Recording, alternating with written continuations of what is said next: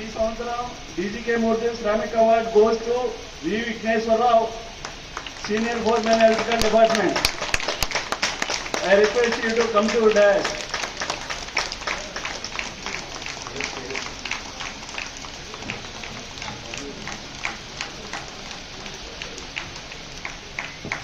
Can you give standing ovation to Mr. Vigneshwar Rao for winning this award? And request all the audience to please stand forward and keep clapping for this person.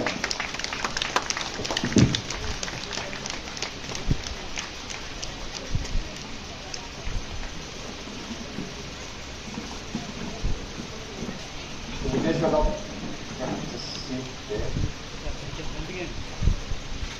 just sit there.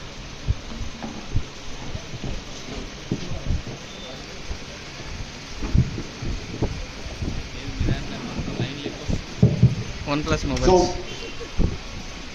So Mr. Vigneshwar Rao garu, for his outstanding performance, ivala meeru Mr. DGK Murthy Shramik Award ni తీసుకోబోతున్నారు మన unit head నుంచి. So ముందుగా ఒక చిన్న brief అండి విఘ్నేశ్వర్ రావు గురించి, అతని performance ఎలా ఉందనేది చిన్న 2 minutes మనం తెలుసుకోబోతున్నాం. ఎందుకంటే ఇంత పెద్ద అవార్డ్ తను గెలుచుకున్నప్పుడు తన హార్డ్ వర్క్ ఏందో మనం అందరికీ తెలియాలి. సో విఘ్నేశ్వర్ గారు is a very sincere and hard working person. Overall గా ప్రతి ఎంప్లాయీతో ఒక మంచి ఇంటర్ పర్సనల్ రిలేషన్షిప్ తన ఎప్పుడు ఉంటుంది. ప్రతి ఎంప్లాయీ తనతో పాటు హ్యాపీగా కలిసి పనిచేస్తాడు, హ్యాపీగా తనతో పాటు పార్ట్నర్ చేయగలుగుతాడు, తన ఎనర్జీని అందరికీ తను బాగా స్ప్రెడ్ చేయగలుగుతాడు మన ఆర్గనైజేషన్ లో. హీఈస్ ఆల్సో ఆ leader for Priya cement power quality team. So మన ఆర్గనైజేషన్ అంతా ఇంకొక అవార్డు కూడా ఇవ్వబడింది, ఒక పేరు కూడా ఇవ్వబడింది, ప్రియా క్వాలిటీ పవర్ టీమ్ అని. క్వాలిటీ సర్కిల్స్ వాళ్ళ నుంచి ఇవ్వబడడం జరిగింది. Is also has got a sound technical knowledge అండి. ప్రతి ఎంప్లాయీ అతనుకున్న నాలెడ్జ్ ని, అతనుకున్న ఇన్ఫర్మేషన్ ని షేర్ చేస్తుంటాడు. ఎవ్రీబడి ఆల్వేస్ అందరికి వచ్చి ఆ నాలెడ్జ్ తెలుసుకుంటూ ఉంటారు. Is got amazing knowledge on his technical department. During his service he has received so many service awards also.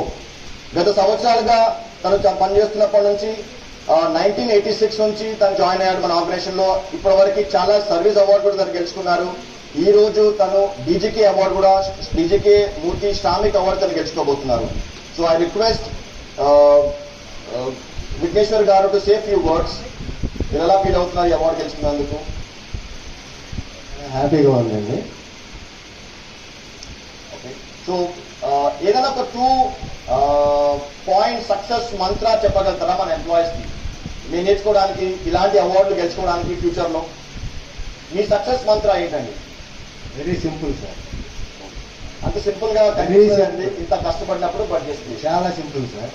మనకి ఆ డెడికేషన్ అనేది చాలా సింపుల్ సార్. ఏదైనా మనకి ఒక ప్రాబ్లం వచ్చింది అంటే మనం సాల్వ్ చేయలేకపోయి మళ్ళీ ఇంకొకళ్ళు సాల్వ్ చేసినప్పుడు మన డ్యూటీ అయిపోయింది మనకెందుకులే అని వెళ్ళకుండా అది ఎలా సాల్వ్ చేశారు అనేది అనలైజ్ చేసుకుంటే నెక్స్ట్ టైం ఎవరితో పని లేకుండా మనమే చేయగలుగుతాం.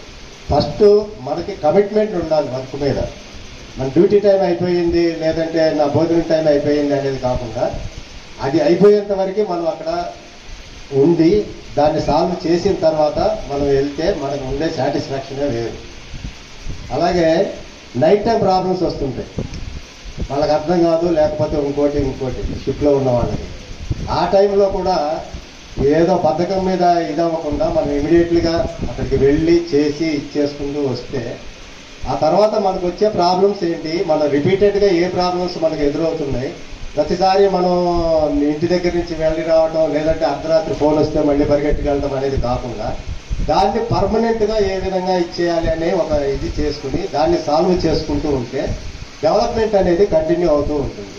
ఒకసారి మనం చేసిన డెవలప్మెంట్ సక్సెస్ అయితే అయినప్పుడు దాన్ని కనుక మనం ఇచ్చేసుకోగలిగితే ఆ సక్సెస్ అన్నది మనల్ని అంతటితో ఆగనిపోతుంది.